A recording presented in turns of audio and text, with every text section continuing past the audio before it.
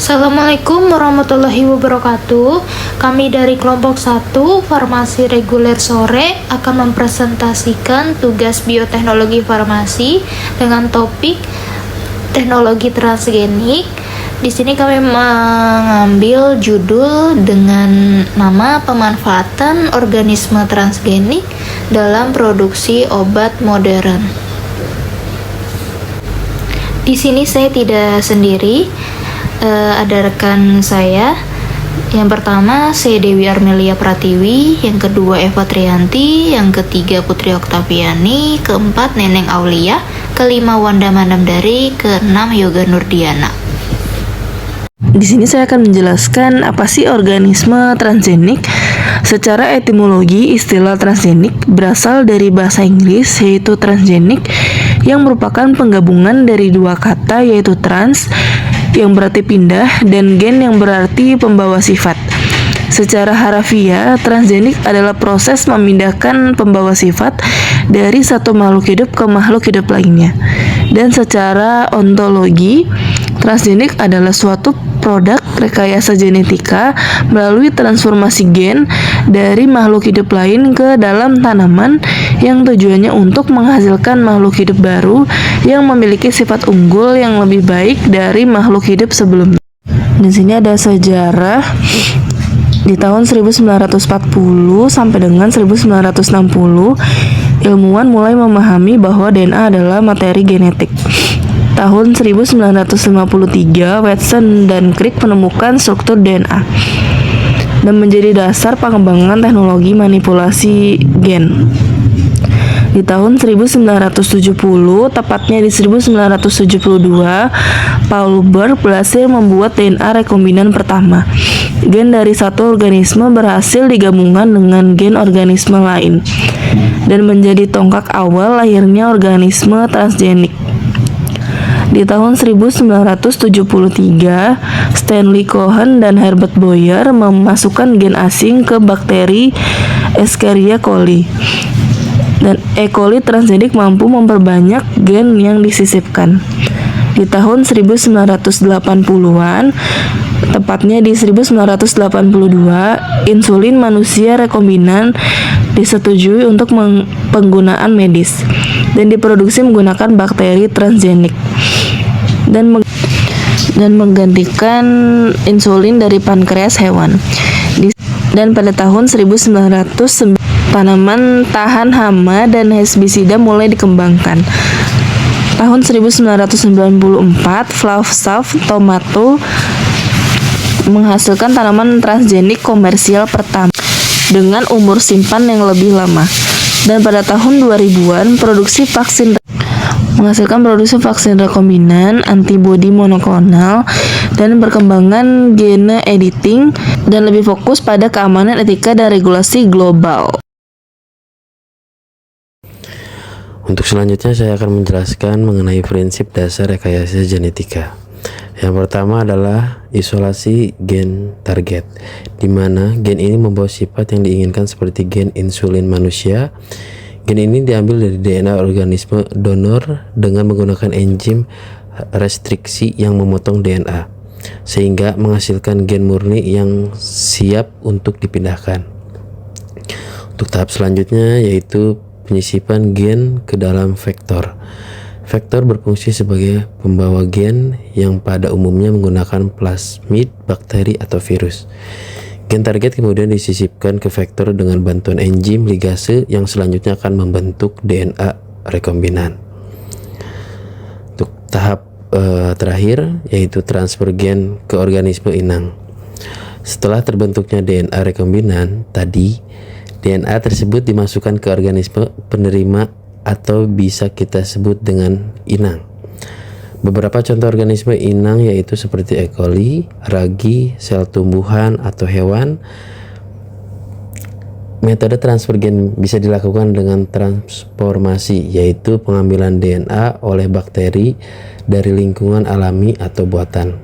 Kemudian bisa dengan transduksi, biasanya menggunakan bakteriofag untuk memindahkan bakteri genetik antar bakteri, dan metode evaporasi, yaitu metode fisik buatan yang menggunakan kejutan listrik untuk membuat pori-pori sementara pada membran sel agar materi genetik bisa masuk.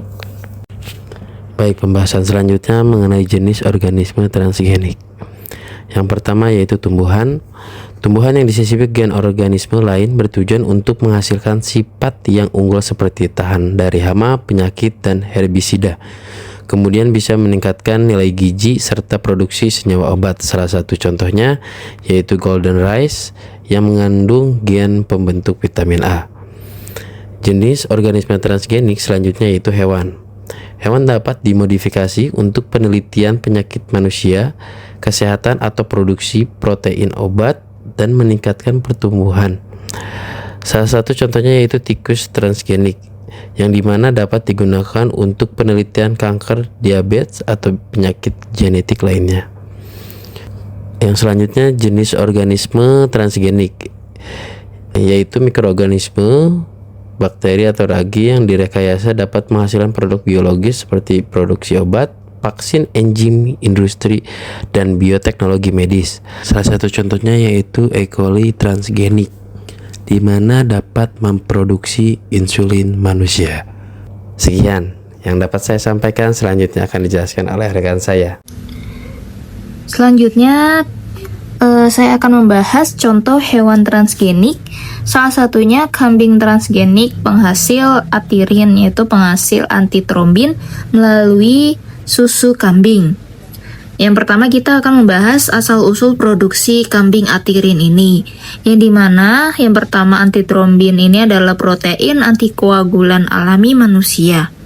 Dibutuhkan untuk pasien dengan defisiensi antitrombin herediter. Sumbernya dari plasma darah manusia yang terbatas dan beresiko kontaminasi.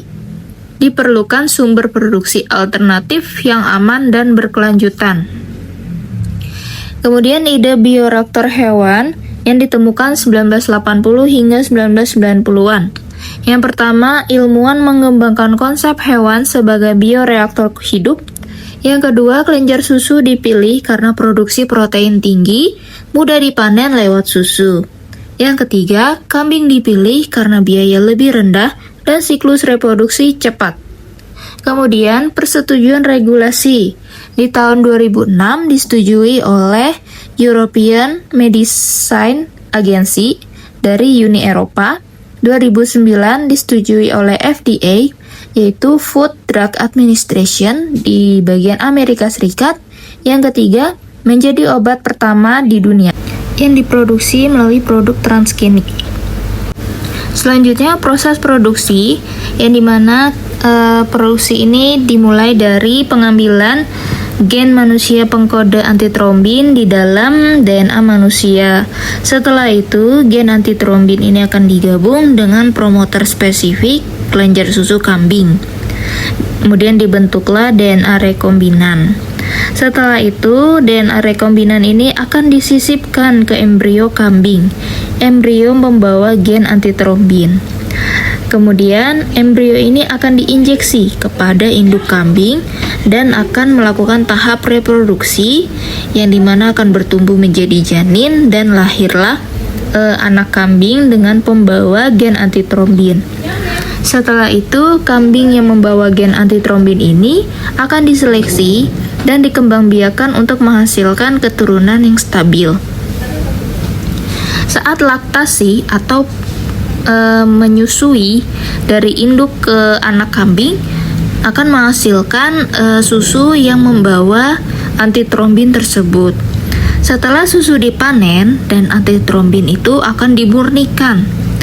Kemudian akan dilakukan formulasi menjadi obat injeksi atirin. Setelah itu akan lanjut ke tahap dilakukan uji mutu dan regulasi. Di sini akan melakukan uji seperti praklinis dan klinis. Setelah itu, setelah mendapatkan izin regulasi, obat akan siap didistribusikan ke instansi kesehatan seperti rumah sakit, karena kemungkinan dari produksi obat atirin ini masih terbilang sangat rumit dan akses yang diberikannya masih cukup susah. Jadi hanya rumah sakit tertentu saja yang memiliki akses untuk pelayanan pengobatan transgenik ini. Selanjutnya kita akan membahas etika produk atrin yang mencakup kesejahteraan hewan, etika rekayasa genetik, isu moral, serta etika keamanan. Atrin merupakan produk bioteknologi dari kambing transgenik yang dipelihara sesuai prinsip animal welfare 3R, yaitu replacement, reduction, dan refinement. Protein diproduksi melalui susu tanpa menyakiti hewan dan diawasi oleh komite etik. Rekayasa genetik dilakukan secara terkontrol dan spesifik, di mana gen antitrombin hanya diekspresikan pada kelenjar susu sehingga tidak mempengaruhi kesehatan kambing. Terkait isu moral, diperlukan edukasi bahwa atrin adalah protein murni untuk kepentingan medis, serta secara etika keamanan, manfaat klinis atrin lebih besar dibandingkan risikonya, sesuai dengan prinsip beneficence. Selanjutnya ada keamanan produk atrin. Keamanan produk atrin meliputi aspek biologis, mikrobiologis, mutu, dan lingkungan. Secara biologis, protein antitrombin atrin identik secara fungsional dengan antitrombin manusia, sehingga risiko reaksi imun sangat rendah. Dari sisi mikrobiologis, proses pemurnian mencakup inaktivasi virus dan patogen, menjadikannya lebih aman dibandingkan produk berbasis plasma manusia. Atrin juga diproduksi sesuai dengan standar GMP dan telah melalui uji kemurnian, potensi, stabilitas, serta sterilitas. Dari aspek lingkungan, kambing transgenik dipelihara di fasilitas yang tertutup, sehingga risiko penyebaran gen yang sangat kecil. Selanjutnya, regulasi dan pengawasan produk atrin. Pertama, regulasi pada hewan transgenik. Sebelum obat diproduksi, hewan transgenik sudah berada di bawah pengawasan ketat. Kambing transgenik harus dipelihara di fasilitas tertutup, tidak boleh dilepas di lingkungan bebas. Dilakukan penilaian stabilitas gen transgen, kesehatan hewan jangka panjang, dan risiko penyebaran gen ke populasi lain. Diawasi oleh Komite Etik Hewan, Otoritas Bioteknologi Nasional. Yang kedua, regulasi proses produksi GMP. Produksi atrin wajib mengikuti GMP. Pengawasan dimulai dari pengambilan susu kambing, proses pemurnian protein, formulasi obat, dan parameter yang diawasi meliputi konsentrasi batch, kemurnian protein, aktivitas biologi antitrombin. Tahap harus terdokumentasi dan tervalidasi. Ketiga, ada uji praklinik. Sebelum diuji ke manusia, dilakukan pengujian toksisitas imunogenetis, farmakodinamik, dan farmakokinetik, memastikan protein tidak bersifat toksik, tidak memicu respon imun berlebihan. Yang keempat, ada uji klinik pada manusia. Atrin harus melalui uji klinik bertahap, keamanan dan tolerabilitas. Fase 2 ada efektivitas dan dosis optimal. Fase 3 ada keamanan dan efektivitas pada populasi besar. Semua data dikaji regulator sebelum izin edar. Ada persetujuan regulator. Atrin disetujui oleh AMI, FDA. Regulator menilai keamanan produk, efektivitas klinis, keamanan produk produksi dalam lingkungan. Selanjutnya, atrin menjadi obat pertama dari hewan transgenik yang lolos regulasi ketat global. Terakhir, ada pengawasan pasca pemasaran. Setelah beredar di pasaran, dilakukan pemantauan efek samping, pelaporan kejadian tidak diinginkan, audit berkala fasilitas produksi, dan jika ada risiko baru, regulasi dapat diperketat, produksi dapat direvisi atau ditarik. Selanjutnya ada tantangan solusi produk antitrombin. Yang pertama yaitu penerimaan etika dan sosial dengan kekhawatiran masyarakat terhadap penggunaan hewan transgenik. Solusinya edukasi publik, transparansi proses, dan penjelasan bahwa produk berupa protein murni bukan bagian hewan. Yang kedua ada isu kehalalan dan moral, yaitu tentang keraguan dari perspektif agama dengan solusi kajian biotika dan fatwa, penjelasan proses pemurnian dan manfaat medis. Yang ketiga ada regulasi yang kompleks, perbedaan antara GMO dan obat biologis antar negara. Solusinya yaitu harmonisasi regulasi, kerjasama internasional, dan yang keempat yaitu ada biaya produksi tinggi, fasilitas khusus dan biosecurity-nya yang ketat dengan solusi optimalisasi skala produksi, efisiensi pemeliharaan kambing. Dan yang kelima ada konsistensi mutu produk, yaitu tentang variasi ekspresi protein antar hewan dengan solusi selektif genetik ketat atau kontrol kualitas berbasis GMP. Selanjutnya ada resiko biologis jangka panjang, yaitu mutasi gen, transgen atau penurunan ekspresi. Solusinya monitoring genetik berkelanjutan, dan ada juga keamanan lingkungan, yaitu resiko pelepasan hewan transgenik. Solusinya yaitu sistem containment tertutup dan pengawasan ketat. Dan selanjutnya ada persaingan teknologi baru, yaitu kultur sel dan teknologi sintesis protein berkembang pesat. Solusinya fokus pada keunggulan, yaitu modifikasi pasca transiasi alami dan efisiensi jangka panjang. Dan yang terakhir yaitu ketergantungan SDM dan teknologi, yaitu membutuhkan tenaga ahli bioteknologi dengan solusinya yaitu pelatihan SDM, ahli teknologi dan kolaborasi aset. Sekian penjelasan dari kelompok kami, kurang lebihnya mohon maaf. Assalamualaikum warahmatullahi wabarakatuh.